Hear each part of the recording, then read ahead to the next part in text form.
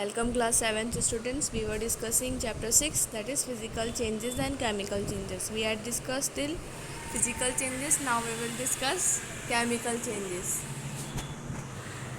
Those changes in which new substance are formed are called chemical changes. The properties of new substance formed in chemical changes are entirely different from those of the original substance. During chemical change, a substance undergoes a change in its chemical composition. So we can say that chemical changes are also called chemical reaction. The chemical changes are permanent changes which can usually not be reversed to form the original substance. A lot of energy is either absorbed or given out in chemical changes. Thus, the various characteristics of a chemical change are: one or more new substances are formed in the chemical change. A chemical change is a permanent change. A chemical change usually cannot be reversed. A lot of energy is either absorbed or given out in a chemical change. Sound may also be produced in chemical change. A change in smell may take place or new smell may be given off in a chemical change. A permanent change in color may take place in a chemical change. A gas may be formed in a chemical change. तो ये सारी characteristics हैं chemical change की. Physical change में तो सिर्फ जो colour भी चेंज होता था तो वो रिवर्स हो जाता था, लेकिन ये जो केमिकल चेंजेस होते हैं ये रिवर्सिबल नहीं होते. Let us take an example to understand a chemical change. अब जैसे कि अपन पेपर जलाएं मैच स्टिक से तो अपन को बिल्कुल ही नई चीज़ें मिलेंगी, जैसे carbon dioxide, water vapour, smoke और ऐश. तो जो बर्निंग ऑफ पेपर है वो केमिकल चेंज है, क्योंकि पेपर को जलाने में अपन को नई चीज़ें मिलेंगी. पेपर जो है जलने के बाद पेपर जैसा नहीं रहेगा. इसी तरीके से किसी भी चीज़ का जलना जो है वो केमिकल चेंज होता है, क्योंकि अपन वापस से वो चीज़ नहीं ला सकते और इसके अलावा उसमें हीट भी प्रोड्यूस होती है. Some more examples of chemical changes: souring of milk, formation of curd from milk, cooking of food, change in colour of cut apple on keeping in air, photosynthesis, digestion of food, explosion of firework or cracker, burning of magnesium ribbon, burning of dry leaves, burning of wood, coal, kerosene, LPG, biogas, burning of candle wax, ripening of fruits, passing carbon dioxide through lime water, formation of biogas from animal waste. All these changes are chemical change because new substances are formed in them. Now we will discuss them in more detail. अब जैसा कि आपको पता है, जब खाना ख़राब हो जाता है तो उसमें से गंदी सी स्मेल आती है. तो ये अपन को दिखाता है, ये जो स्मेल है ये दिखाती है कि अपने खाने में कुछ नई चीज़ प्रोड्यूस हुई है. तो जो फूड का ख़राब होना है वो क्या होता है, केमिकल चेंज होता है.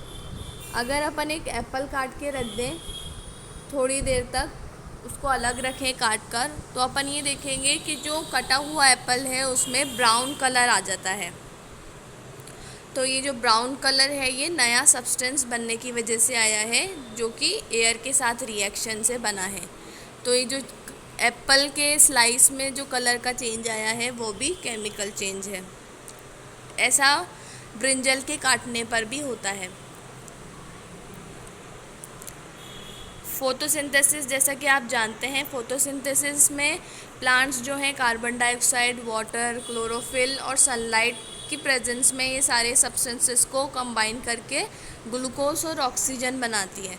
तो ग्लूकोज और ऑक्सीजन दोनों नए सब्सटेंसेस हैं, इसलिए अपन ये कह सकते हैं कि जो फोटोसिंथेसिस है वो केमिकल चेंज है. इसी तरीके से डाइजेशन, जब डाइजेशन होता है तो अपन को एनर्जी मिलती है, तो इस वजह से अपन ये कह सकते हैं कि जो डाइजेशन है वो भी केमिकल चेंज है. इसी तरीके से जब एसिड बेसिस के साथ रिएक्ट करते हैं तो जो रिएक्शन होती है उसको न्यूट्रलाइजेशन रिएक्शन कहते हैं, और इसमें दो नए सब्सटेंस बनते हैं, सॉल्ट और वाटर। तो इसलिए जो न्यूट्रलाइजेशन रिएक्शन है वो भी केमिकल चेंज है। इसी तरीके से जब क्रैकर्स बर्न करते हैं तो इसमें बहुत सारी न्यू सब्सटेंसेस बनते हैं, जैसे heat, light, sound and unpleasant gases. और ये जो अनप्लेजेंट गैसेस होती हैं ये अपने जो एयर है उसको पॉल्यूट करती हैं। तो इसलिए अपन ये भी कह सकते हैं कि explosion of cracker is also a chemical change. इसके अलावा बायोगैस प्लांट में जो एनारोबिक बैक्टीरिया होते हैं, जब ये एनिमल वेस्ट को डाइजेस्ट करते हैं तो मीथेन गैस को प्रोड्यूस करते हैं, जो कि बिल्कुल न्यू सब्सटेंस है। तो ये जो चेंज है ये भी केमिकल चेंज होगा। और बायोगैस को बर्न करना भी एक केमिकल चेंज होता है। This is because burning of biogas produce new substances like carbon dioxide and water vapour along with the evolution of heat. इसी तरीके से एलपीजी जो है अपन बर्न करते हैं वो भी एक केमिकल चेंज होगा। जैसा कि अपन सिंबल्स के बारे में थोड़ा पहले चैप्टर में पढ़कर आए हैं, इसके अलावा आपके याद करने के लिए थोड़े और सिंबल्स यहाँ दिए हुए हैं। सबसे पहला है मैग्नीशियम, जिसका सिंबल Mg होता है, आयरन का Fe, कॉपर का Cu और ऑक्सीजन का O2। इसी तरीके से मैग्नीशियम ऑक्साइड, एसिटिक एसिड, तो ये फार्मूलाज और इनके कंपाउंड आपको पता होने चाहिए। अब एक्टिविटीज़ वाले केमिकल चेंजेस, तो सबसे पहला है बर्निंग ऑफ मैग्नीशियम रिबन। तो मैग्नीशियम एक मेटल है जो हीट करने पे बर्न होता है।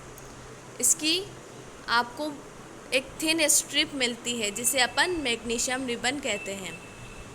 तो जब अपन मैग्नीशियम रिबन को हीट करते हैं तो ये वाइट लाइट के साथ जलती है और एक पाउडरी एश, जिसको अपन मैग्नीशियम ऑक्साइड बोलते हैं, वो प्रोड्यूस करती है।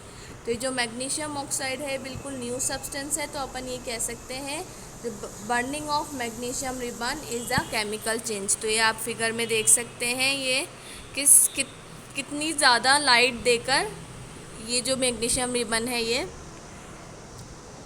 बर्न हो रही है। ये एक्टिविटी है। तो आप ये देखेंगे जब अपन मैग्नीशियम रिबन को हीट करेंगे तो जो पाउडरी सब्सटेंस होगा उसको अपन मैग्नीशियम ऑक्साइड बने कहेंगे, और मैग्नीशियम ऑक्साइड का बनना जो है वो केमिकल चेंज होता है।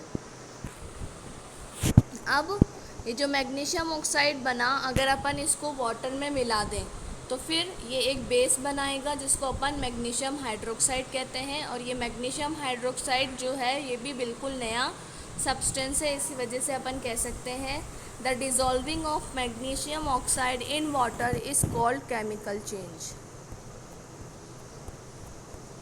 नेक्स्ट है reaction between baking soda and vinegar.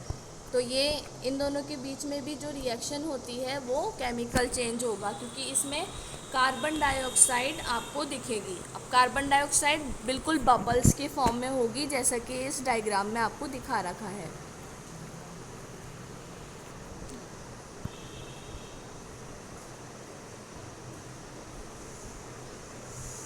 अब जैसे कि अपन जानते हैं baking soda is sodium hydrogen carbonate and vinegar contain acetic acid. So when baking soda and vinegar are mixed together, then a chemical change takes place between sodium hydrogen carbonate and acetic acid to form 3 new substances। इसमें 3 नए substance बनते हैं। सबसे पहला sodium acetate, फिर carbon dioxide and water.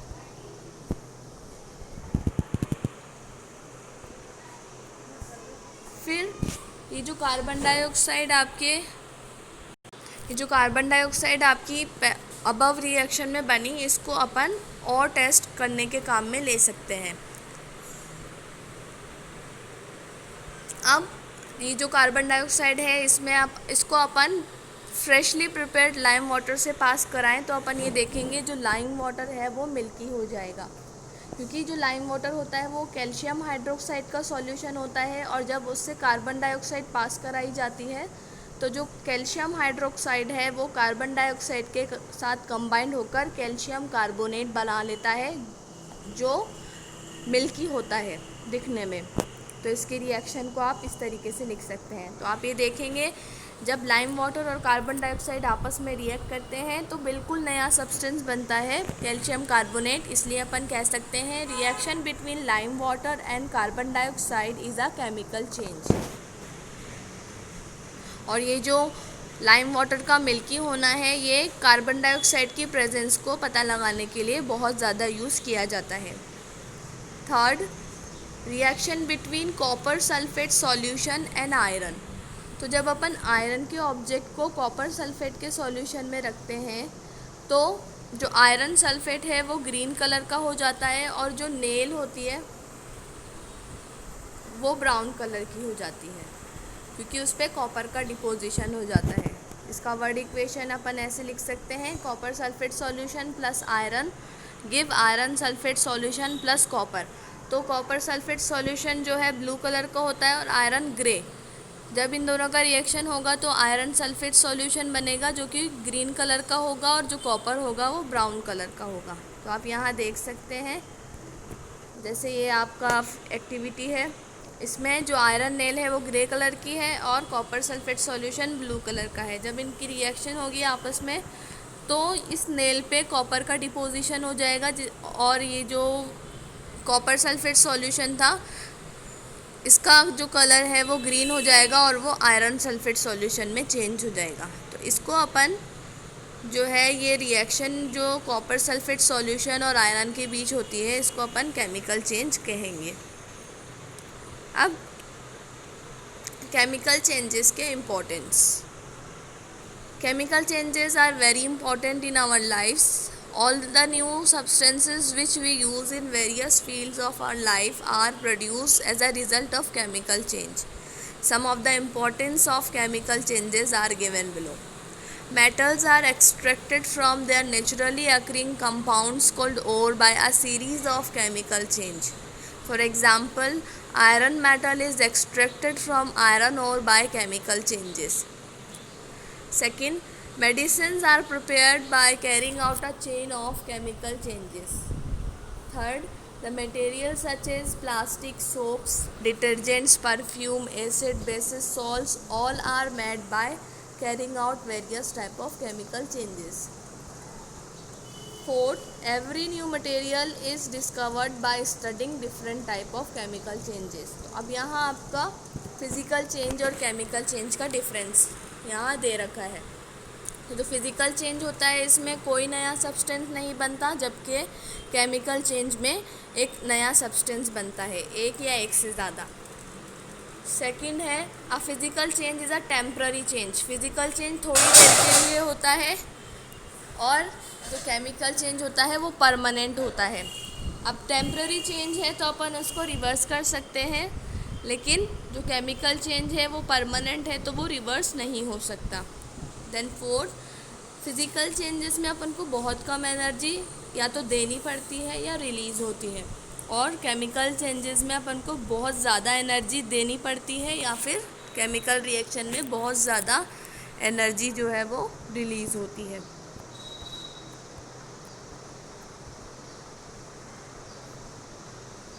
अब कुछ substances ऐसे होते हैं जिनमें केमिकल चेंज और फिज़िकल चेंज उनकी कंडीशन के हिसाब से होता है। जैसे the tearing of sheet of paper into pieces of paper is a physical change, but the burning of sheet of paper is a chemical change. तो पेपर को फाड़ना जो है वो तो फिज़िकल चेंज है, क्योंकि उसमें पेपर का साइज़ चेंज होता है। लेकिन अगर अपन पेपर को बर्न कर दें तो अपन को बिल्कुल नया प्रोडक्ट मिलेगा।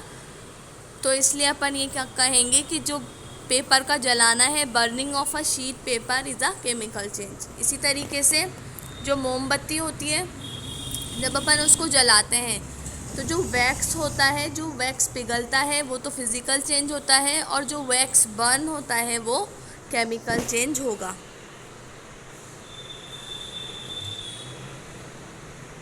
A protective shield of ozone. तो जैसा कि आप जानते हैं ओजोन जो है एक ओजोन गैस है और ये एटमॉस्फेयर में इसकी एक लेयर है। तो ये जो लेयर है अपने लिए बहुत इम्पॉर्टेंट है, क्योंकि जो ओजोन लेयर होती है ये सन की हार्मफुल अल्ट्रा वायलेट रेडिएंट से अपन को बचाती है। ये क्या करती है, ozone absorbs ultra violet radiation coming from the sun and breaks down to form oxygen. मतलब जब ये अल्ट्रा वायलेट रेडिएशन ओजोन पर आकर गिरती हैं तो वो उनको एब्जॉर्ब करके ऑक्सीजन में टूट जाती है। In this way, ozone layer absorbs harmful ultra radiation coming from the sun and prevent them from reaching the earth. So we can say that the breaking down of ozone into oxygen is a chemical change.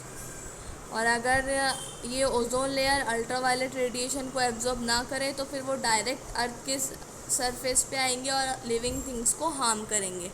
Ultra violet radiation can cause skin cancer, damage our eyes and plants.